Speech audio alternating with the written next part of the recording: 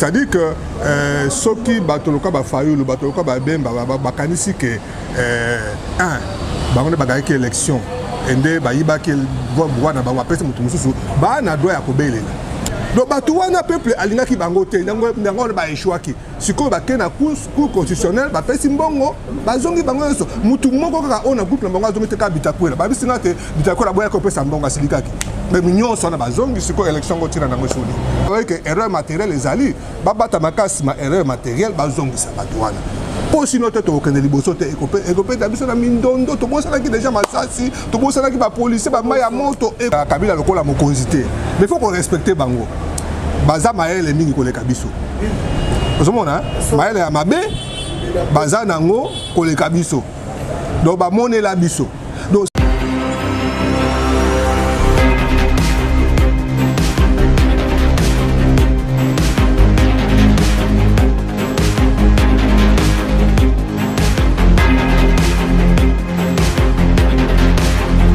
téléspectateurs, on est encore là de retour pour vous informer toujours de l'actualité. Oyo Italie vraiment beaucoup à la République démocratique du Congo, dans Congo Millennium. Je vous salue encore et je salue Ricky Depens, le grand initiateur de ces grandes entreprises, sociétés, mais du moins Congo Millennium. Et je pense aussi à la pomme verte dorée, hein, joli Depens, sans oublier Monsieur Lex Longele. On est là, vous qui êtes toujours scotché au rendez-vous de notre programme. Robert Talamino encore l'isolo. Na mon amboka beaucoup de découvrir pour nous la biso Maïtali Mboka. Alors bonjour monsieur Photo. Bonjour. Merci pour votre disponibilité. Est-ce qu'on peut parler de l'arrivée de Jean-Pierre Bemba, de ses objectifs, de son retour au pays? Bon, je crois qu'on a reçu Jean-Pierre Bemba, c'est une bonne nouvelle qu'un politique qui pèse dans la sphère politique congolaise puisse rentrer au pays. Nous l'avons tous suivi comme vous, dans son adresse. Il a dit qu'il rentrait au pays pour poursuivre les combats de la Mouka, qui a commencé depuis, pour se rejoindre aux autres, pour poursuivre ces combats-là. Je crois que c'est l'essentiel de ce que j'ai retenu, comme tout le monde. Je trouve que c'est une bonne chose qu'il soit rentré. Le pays en a besoin. Nous avons l'impression que les choses n'avancent pas comme nous, on l'aurait souhaité. Et si c'est un poids lourd de notre pays rentre pour pousser, qu'on peut aller de l'avant. Il y a un pas qui a été fait, mais je crois qu'il y a beaucoup qui doit être fait. Je crois que c'est une bonne chose. Est-ce qu'on peut parler sur Lingala pour comprendre vraiment les messages apportés pour Nabango? Moi, je suis Pierre Bemba qui est vraiment oumelaki, mais tant que je suis koyamba wana ezaka pona papa ye nzali sili ou bien na objectif n'est pas tout na discours alobaki na ye pona kosunga bana mboka ko makambo ezala bien bitumba wana ko bunda ndenge nini na ye nani eka na maloba ou bien ye pa yesu na formule différemment de Martin Fayulu. Bon, ngala kanisi que Jean-Pierre Bemba mo ndenge bayamba ki na bato ebele. Et ça, expression, il y a attente. Hein? Donc, ça, on a comparé par exemple, Mokoloana, président qui s'est créé dans un stade, ils ont prière, bataki ba bus au félé, on a quatre bus au félé pour Batubaya. Basal Bazoa qui va média, basal mobilisation, ma quasi. Mais si on compare deux événements, on a Batuba préféré, Bakende Bemba, au lieu que Bakende Sambe, la place où Mokonzi Azalaki. Alors que prière on est là qui na litomba munene pona mboka, ce qui fait que ce qu'on tali malamu ça veut dire que attente na batu eza makasi, donc eza pour ça moko eloko moko bozo sale maté ezali entre autres peu ba erreur récemment qui mingi côté à baningo baza na pouvoir depuis ba Pekisa Katumbi azonga et ça là batu moi bien c'est pas moi dit ah makambo kalaka kana ezana no liberté président ya mouvement liberté président politique ezate erreur ami balé au basali ezak ba petit nini prière voilà le même jour où bato MS on a ba Jean-Pierre Bemba alors que bato MS bato la muka réservé qui déjà date voilà donc yo so on ça là que moi mécontentement pour moi ça ne soute ndenge balongoli bato ya ba député mingi ya opposition dans le Parlement, alors que côté FCC va permettre que Bazi au bâti na place à Oyo cache coûte basimbi na bangote. Nous avons bon que chaque député au Balongoli a la base. donc base belé déjà ils qui mécontent donc bato wana nyonso et sangami pour ba kende ko yamba Jean Pierre parce que bazana attente bazomona que makabozo kende liboso te. C'est vrai que la Mouka eza moi eza plateforme eza divergé Katumbi a cela qui est fort à s'approcher na Tshisekedi donc on a que aussi maté mais Fayulu là qui est extrêmement transigeant. Donc ça dit que ça peut mal à Mubemba le col azamona katikati a rassemblé bango je crois que bazokuta na babi so qui 30 juin na organiser babi 3 juin ba copé ce soir appel batoa bi malabala donc ça que ça dit qu'on renforcer pour que ba ça na tout so qu'on jouer tampon entre les deux extrêmes Fayulu na Katumbi pour ba sangana pour que les émotions c'est une bonne chose pour la Mouka.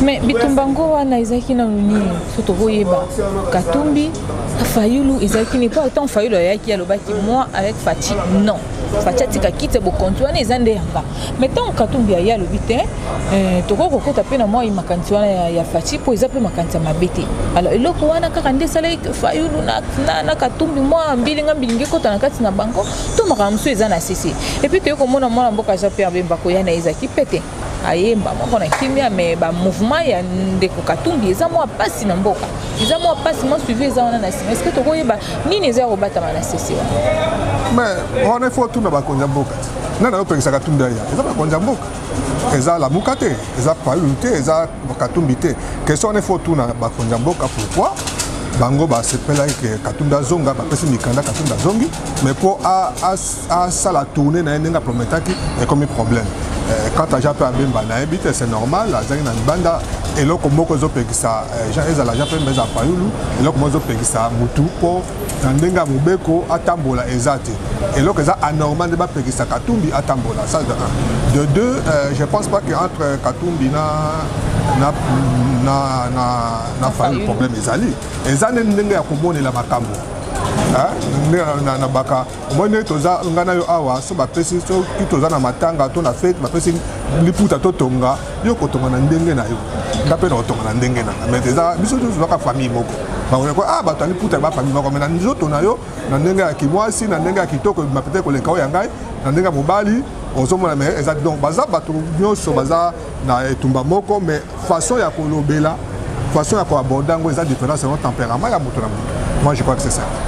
Katumbi a encore exercé période nae enfin nito indaza numéro 1 na la Mouka mais akokende ko solo na bande ko la Mouka partout na kimiate ko ndeko Fayulu azana facilité akokenda otambola ndingani est-ce que ndeko Katumbi akozala bloqué siko la Mouka ekozwa moi penche kotenga mato ndingini non c'est vrai ils ont handicap politiquement ils ont handicap pour na mutu Katumbi aza homme politique ye awumela libanda minga na posa aya kokutana na ba électeur entre guillemets na ba partisan na e même si kazaki candidat azana posa a raviver mouvement na e parce que alobaki yango alobaki que azana posa que plateforme ensemble et comme parti politique ana posa kutana na bato mais bazo ko pekisa ye a ça la mouvement vraiment eza handicap munene non seulement pour na ye mais pour na la Mouka parce que ça appelle leader munene na la Mouka donc yo son ezo like ça que makboko so ezanano tozokanga alternance mais alternance yango eza ya ndambu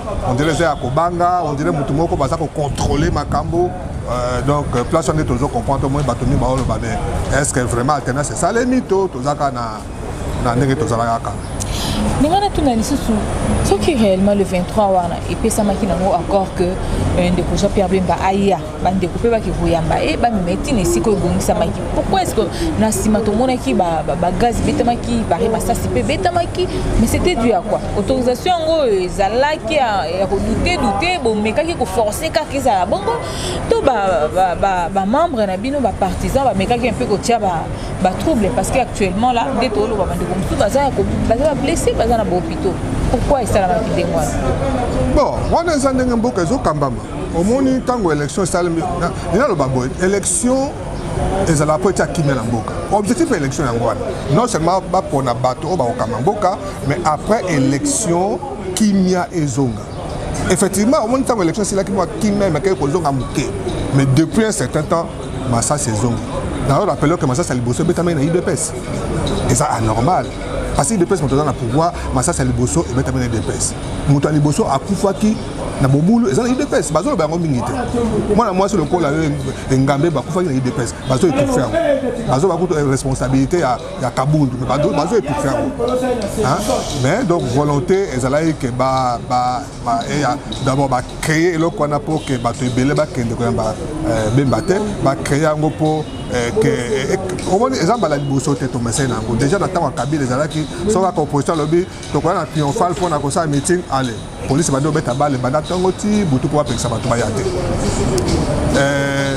au moins le jour Katumbi yaki mokolo ande banoma ki premier ministre ba publier yaki donc ça pour na côté bon diversion donc wana et banaki mais bon au moins eza malamité ngana moni président de la République a kota la ba policier pour bazoka ki na ba manifestation mais ba civil au bazoka ki au police mutamando beta gaz na kimoza beta basasi baza ba congolais te au police a kufa to bato IDPS ba bomaki akufi na Mbuchimai na bito soko bien bato IDPS ba bomaki police tout le monde a image te tout le monde a place à ta gouvernement à sali compassion à ta condoléance na famille te tout le monde a place au président de la République na Katambongo ba kunda tout basa tout le monde a qui image mon côté mais oyo pour étaler makambo ya lamuka ba bien que wana za ba manipulation za malamu te moni eza malamu te to za ba congolais to lingi changement so to ke ba politique ba manipulation ba politique à lokuta politique au bloquer ba ninga to kozongela ka place to zala moni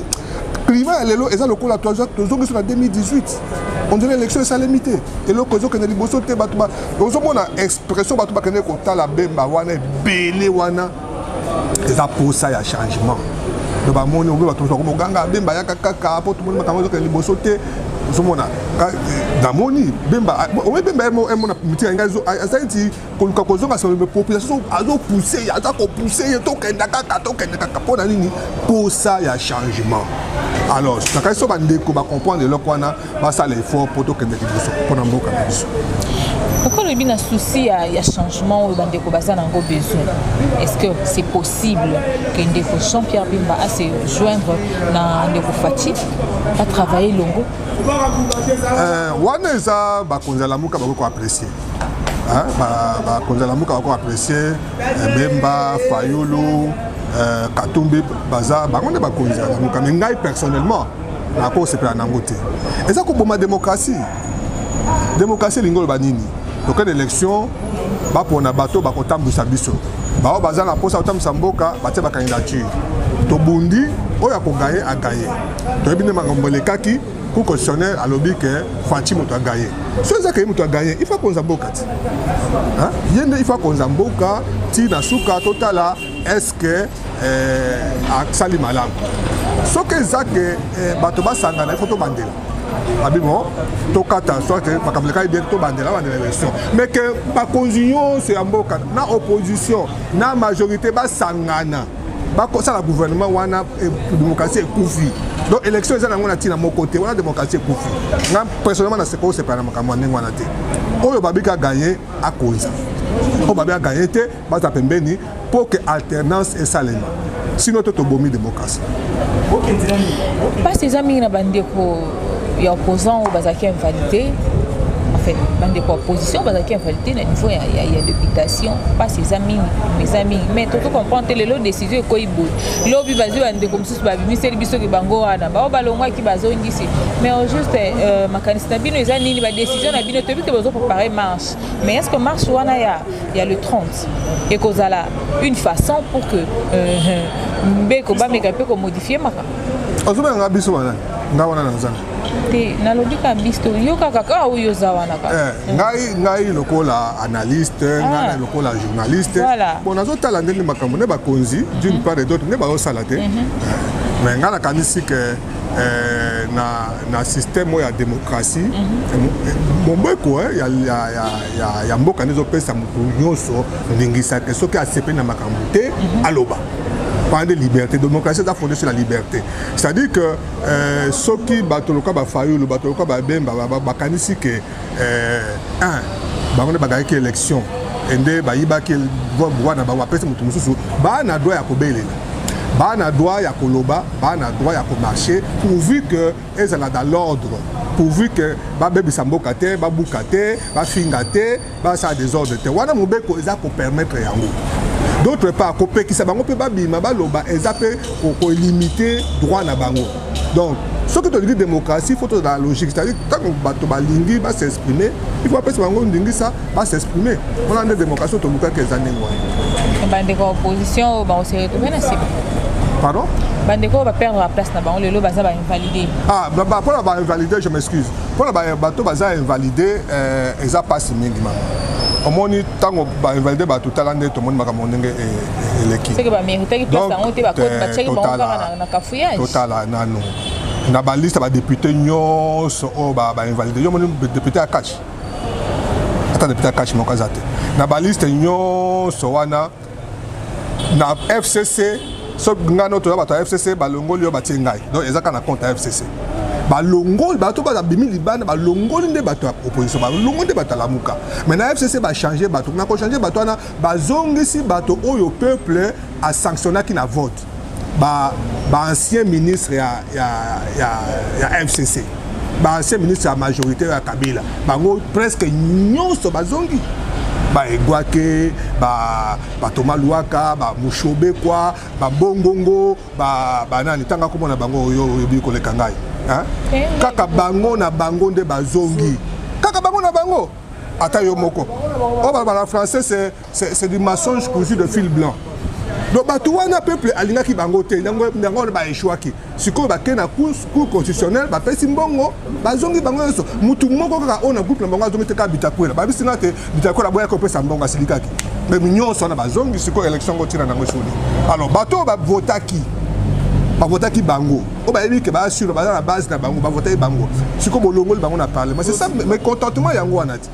Yango wana bazolinga ke ce qui est moi soni pe zalaka ou be ba bo moto zali ba zo courage ko ba que erreur matérielle ezali ba bata makasi ma erreur matérielle ba zongisa bato wana po sino to okende liboso te ekope da biso na mindondo to bosala ki déjà masasi to bosala ki ba policier ba maya moto ekomi ko zonga pour na nini pour na injustice. Je crois que bandeko bako zo moi courage ba bongisa likambo wana.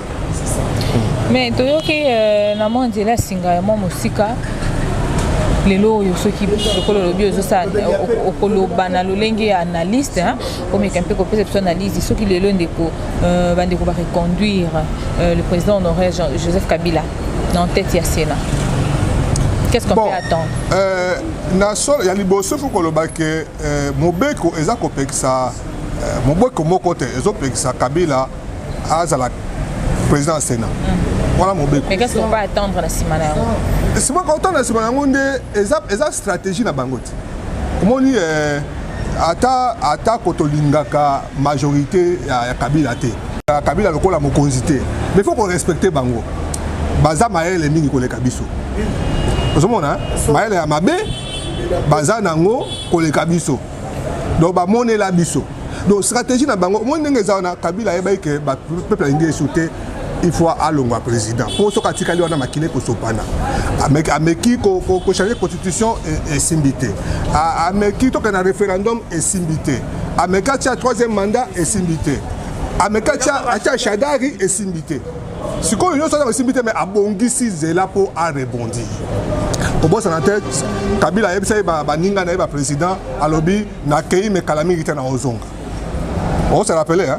Kuna na oya. Abisa bango na kei menga na linga ko kende libela tenga na zozonga kala mingi te yango wana atiomoni azala mbongo ana puissance financière de deux azaki déjà na contrôle ya seni na nanga abongisa kango déjà de trois ana contrôle ya ba cours et tribunaux oyo ya linga ki yango de cours o akolinga de cours ekoloba de trois ana contrôle à parlement lelo de 5 ana contrôle à armée ozomona nyoso wana.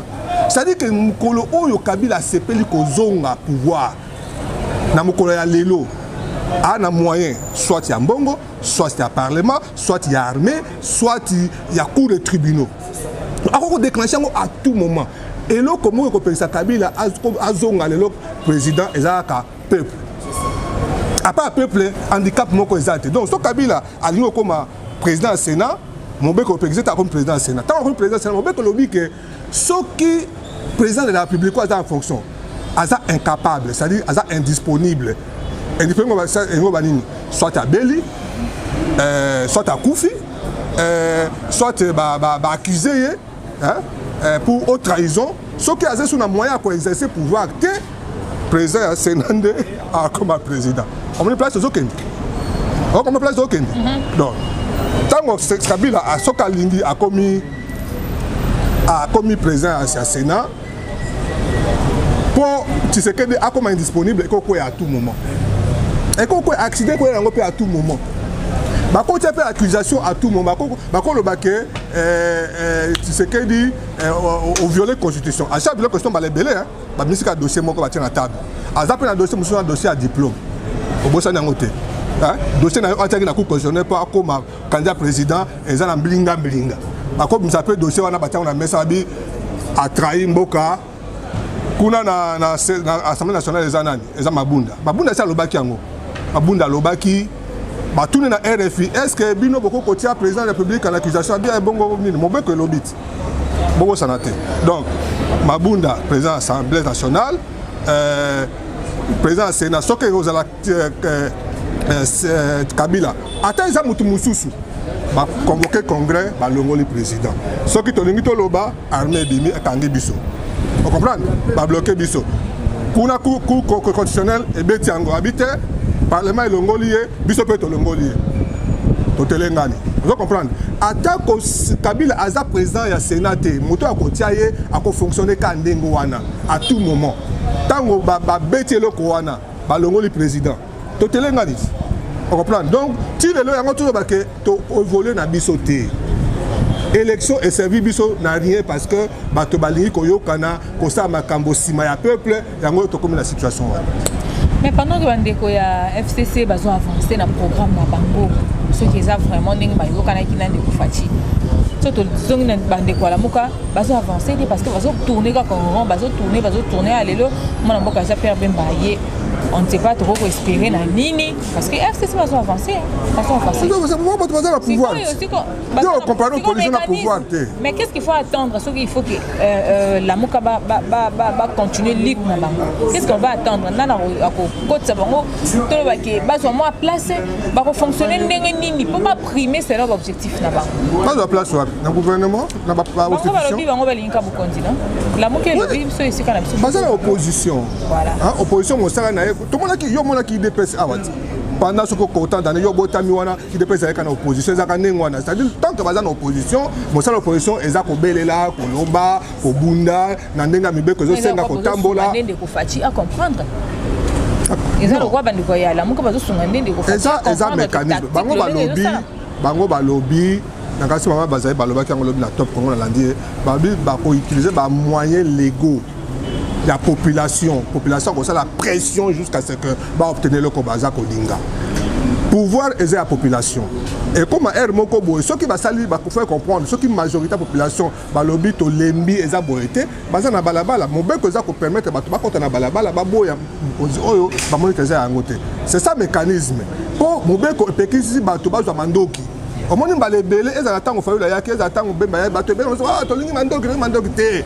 Ba ko habité makama mandoki to boyango uta san city to bi que mandoki soute ba to ba kufi mingi. Désormais pour nous pouvoir, il faut que la population puisse avoir le pouvoir. Mais ce que même population wana. Il y a un moment ba indi ces alliés locaux là, sur place président de la République a créé un stade qui c'est ça 10 millions d'habitants. Stade on est à 100 000 personnes. Donc 1%. Place président Zali, place ba médias nyonso ba sali makelele, place ba tiba biso fele. 100 000 personnes ba yété. C'est un indicateur. C'est que bato ba sépélité. Place opposant, il y a ceux qui bato ba yé belé et ça danger pour le pouvoir. Parce que elle comme tant bato ba belé et comme difficile à gérer. Vous comprenez? Donc mon démarche à opposition en wana. Toujours bunda mais toujours bunda mando quitter toujours bunda la constatation de la population va comprendre tant on va y belé pouvoir les obliger à réfléchir. Merci beaucoup pour la participation. Le basouko, le mingi na population pour le biba, on est vraiment cerveau moteur pour comprendre nini bazo ça la topé bituma na bango bango faut ba mener yango pour la population musuba comme ko bazo utiliser biso kaka metango kiti ngana ya ko torotindi ka bango bozwa ce qui ba comme wana ba bossa une population ils ont continuer na passer le basouko pour la population la bazola mabe yango na mutu so ba comme population tant comme ko na bossa une population mais après que population peut nyoso to ko kokende comme ministre te biso to kokende comme président te ezaka photo kona bato oyo to sepeli nde bakoma donc important c'est élection yango il fallait batika bato oyo baponami bakoma après bako rendre compte la population mais le qu'on a makambe komaki ya mbilinga et là qu'on a posé à la population tout la vigilant pour avoir tous en danger et là quand to boyaki biso nyonso ezala cash ezala lamuka biso nyonso to boyaki Kabila. Mais à Tokomi Boé, Kabila a kozonga na ye à tout moment, mokola lamuki a sepeli, a na ba moyen nyonso pona kozonga. Azana armée. Ce qu'on va aller, beaucoup de bazela nyonso ba beti matali ngano a to mando kité. To conseil lo comme côté. A na ba moyen, il y a ba moyen juridique, ba moyen à justice judiciaire. Cour yem ta tia bango ba dépendant ka na oya lobby. A na moyen parlementaire. Parlement na ayem ta dominer mokola sepeli o mona ba tambola bango nyonso ba kekuna. Ba sénateur na mulongo lokola ba amike hein lokola na classe donc oya koloba yango ba kosala donc eloko tikali akaka population ngana yo population de ceux qui to sepeli to qui to siliki to teleminde et ko changer mais ceux qui to teleminde eloko mo ko changer. Merci beaucoup. Merci. Alors, bande kona banza botuko la na vraiment intervention ya mwana mboka prof boto apesa ki makanisi na ye par rapport ya banalizo ye pa salaki na lolengi na ye kolantama lolengi mboka ezali kotambola yango na biso to lobaka pe to lobaka na kata polele dans Congo Millennium pona lelo to soki awa je remercie vraiment le grand initiateur de Congo Millennium monsieur Ricky Dibens et na mopandi na ye madame Jolie Dibens la pomme verte dorée alors sans oublier messieurs Lynx Ngelo les monuments des Pundes et Binonio Sobande Kobolandi biso merci na bino pito mona na mbala sima.